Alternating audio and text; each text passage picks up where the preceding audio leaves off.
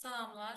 Bugündən etibarən müəllifi Camal Kərimov olan BC Akademiya məxsus test toplusunun suallarını, izahlarını verməyə çalışacağım. Test vəsaiti həm MİQ imtahanına, həm sertifikasiya imtahanına hazırlaşan müəllimlər üçün, həm də qəbul imtahanına hazırlaşan abituriyentlər üçün nəzərdə tutulmuşdur. 14 bölmə və 44 sınaqdan təşkil olunur. Birinci bölmə əhatə edir histologiya, biokimya və ontogenez bölməsini. Birinci bölmənin birinci sınağı ilə başlayaq. Birinci sualımızda bizə qeyd edir ki, çərpaz tozlanan bitkinin endospermində olan xromosom dəsti M, sperminin xromosom dəsti N olarsa, yumurta hüceyrənin xromosom dəsti neçə olar? Dişi və erkək bitkilərin eyni xromosom sayına malik deyirlər. Biz endospermin xromosom yığımının tapılma qaydasının mərkəzi hüceyrə üzərinə gəlsin sperm olduğunu bilirik. Bizə endospermin xromosom yığımını M, spermin xromosom yığımını isə N verir. Öncə buradan mərkəzi hüceyrəni tapsaq, mərkəzi hüceyrə bərabərdir M çıxaq N. Biz bilirik ki, mərkəzi hüceyrə yumurta hüceyrənin xromosom yığımının 2 mislinə bərabərdir. Əgər mərkəzi hüceyrənin xromosom yığımına M çıxaq N olduğunu biliriksə, mərkəzi hüceyrənin xromosom yığımının yarısı da olacaq yumurta hüceyrənin ifadəsi. Yumurta hüceyrə buradan olacaq. Təbii ki, mayalanmamış yumurta hüceyrədən söhbət gedir. Mayalanmamış yumurta hüceyrənin xromosom yığımı M çıxaq N bölək 2 şəklində olacaq. Cavabımız olur D bəndi. İkinci sualla davam edək. DNT molekulunda olan nukleotidlərin cəmi 4-ü 4 rabitənin, digərləri isə 5 rabitənin əmələ gəlməsində iştirak edib. Bu molekulun gen sahəsi əsasında sintez olunan kodonların neçə və aminotosu kodlaşmasında iştirak edir. Deməli, biz bilirik ki, adenin və timin molekulları zəncirin başında gələrsə və ya sonunda gələrsə 3 rabitənin yaranmasında, guanin sitozin molekulları zəncirin ortasında gələrsə 5 rabitənin yaranmasında, adenin timin zəncirin ortasında gələrsə 4 rabitənin yaranmasında, guanin sitozin zəncirin sonunda gələrsə, yəni zəncirin kənarında gələrsə 4 rabitənin yaranmasında iştirak edir. Bunu kənardan daha aydın qeyd etsək, deməli DNT molekulunda minimum 3 rabitə yaradanlar qeyd etsəm, biz kənardakı adenin və timinləri götürürük. Adenin timin kənarda gələrsə, deməli 3 rabitənin, adenin timin ortada gələrsə 4 rabitənin yaranmasında rol oynayır. Guanin sitozin kənarda gələrsə minimum 4 rabitənin yaranmasında, guanin sitozin ortada gələrsə maksimum 5 rabitənin yaranmasında rol oynayır. Buradan da baxsaq, kənarda gələn guanin adenin timin 3 rabitənin, kənarda gələn guanin sitozin 4 rabitənin, bunun 3'ü hidrogen, biri kovalent olmaqla, burada ikisi hidrogen, adenin və timinlərdə ikisi hidrogen, biri kovalent olmaqla, guanin sitozin zəncirin ortasında gələrsə 5 rabitənin yaranmasında, ikisi kovalent, 3'ü isə hidrogen olmaqla, adenin timin zəncirin ortasında gələrsə ikisi kovalent, ikisi hidrogen olmaqla 4 rabitənin yaranmasında iştirak edir. Və bizə qeyd edir ki, molekulda olan nukleotidlərin cəmi 4'ü 4 rabitənin yaranmasında iştirak edir. Biz bilirik ki, molekulda 4 rabitənin yaranmasında iştirak edən ya ortada gələn adenin timinlərdir, ya da kənarda gələn guanin sitozinlərdir. Və cəmi 4 ədəddir deyirsə, o zaman biz guanin və sitozinlərimizi zəncirin sonuna və əvvəlinə yerləşdiririk. 4 ədəd guanin sitozinimizi zəncirin əvvəlinə və sonuna yerləşdiririk. Və qeyd edir ki, bu molekul molekulda cəmi 4 nukleotid 4 rabitənin, digərləri isə 5 rabitənin əmələ gəlməsində rol oynayıb. Yəni, molekulda olan digər nukleotidlər də ortada gələn guanin və sitozinlər olacaq. Çünki guanin sitozin zəncirin ortasında gələndə 5 rabitənin yaranmasında rol oynayır. Demək ki, bizim molekulumuz yalnız guanin və sitozinlərdən təşkil olunmuşdur. Yəni, 2 növ nukleotiddən təşkil olunub, 8 triplet bu molekulun yaranmasında, 8 növ triplet bu molekulun yaranmasında iştirak edəcək. Və kodlaşdırılmasında iştirak edəndir. Biz bilirik ki, aminotosu kodlaşdırmayan tripletlər adenin timin, adenin timin sitozin, adenin sitozin timin şəklindədir. ATT, ATS və AST şəklindədir. Bunlar stop kodlardır. Zülal sintezinin biçliyini göstərir. Yəni, bu aminotosu kodlaşdırmayan tripletlərdir. Və bunlara deməli, Kodlaşdırmayan tripletlərimiz bizim bu 8 tripletin içərisində yoxdur. Çünki adenin və timin yoxdursa stop kodlar yaranmayacaq. Bizim DNT molekulumuzda 8 tripletimiz var. 8 tripletin tamamı aminoş kodlaşmasında iştirak edəcək. Buradan cavabımızı müəyyən edirik. Y variantı. Davam edirik üçüncü sual ilə. Şəkildə hansı rəqəmlə verilmiş bitki orqanoidlərində karbohidrat sintezi gedər? Biz bilirik ki, karbohidrat sintezini xloroplast, Golgi kompleksi və hamar endoplazmatik şəbəkə edə bilir və bu şəkillərdə X ilə ifadə olunan xloroplast, Y ilə ifadə olunan mitokondri, Z ilə ifadə olunan Golgi kompleksi, T ilə işarə olunan isə ribosomlardır. Xloroplast deməli fotosintez prosesinin nəticəsində karbohidrat sintezini edir. Mitokondri karbohidrat sintezi etməz. Golgi kompleksində karbohidrat sintezinə rast gəlirik. Ribosomda zilal sintezi gedə bilər, karbohidrat sintezi getməz. Karbohidrat sintezi gedə biləcək olan orqanoidlərimiz X və Z olacaq burada. Davam edirik dördüncü sualla. Sürünənlər sinfinin nümayəndəsi olan erkək fərdin bir somatik hüceyrəsində avtosom xromosom müxtəlifliyi N olarsa, eyni növdə olan dişi fərdin somatik hüceyrəsində olan xromosom müxtəlifliyi neçə olar? İlk öncə onu qeyd edirik ki, sürünənlər dişisi heteroqamet, erkəyi homoqamet olan canlılardır. Yəni, dişləri müxtəlif tipli qamət yarada bilir, erkəklər isə eyni tipli qametlər hazırlayırlar. Və qeyd edir ki, erkək fərdin bir somatik hüceyrəsinin avtosom xromosom müxtəlifliyi N-ə bərabərdir. Deməli, əgər somatik hüceyrədə avtosom xromosom müxtəlifliyi N-ə bərabərdirsə, o zaman avtosom xromosomun sayı 2N olacaqdır. Və erkək fərd deyirsə, biz bilirik ki, erkək fərdləri homoqamet olduğu üçün XX olacaq. İndi dişi həmin bu fərdin dişi deməli fərdinin, yəni həmin bu növün dişi fərdinin xromosom yığımını yazmış olsaq, bu şəkildə ifadə edəcəyik. Deməli, autosom xromosom yığımımız 2N-dir və cinsi xromosomlarımız X, Y, çünki heteroqametdir. 2N autosom xromosom sayı bizə N qədər müxtəliflik, X cinsi xromosom 1 müxtəliflik, Y cinsi xromosom 1 müxtəliflik olmaqla ümumilikdə N plus 2 qədər müxtəliflik vermiş olacaq. Davam edirik 5-ci sualla.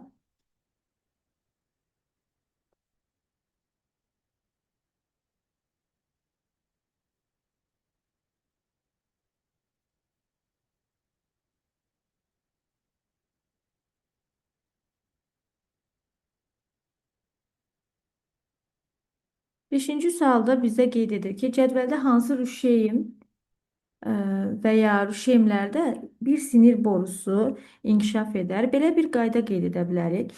Biz bel ektodermasının üzərinə bel mezodermasına gəlmiş olsaq, yəni harada bel ektoderması və onun altında bel mezoderması varsa, burada sinir borusu yaranacaq.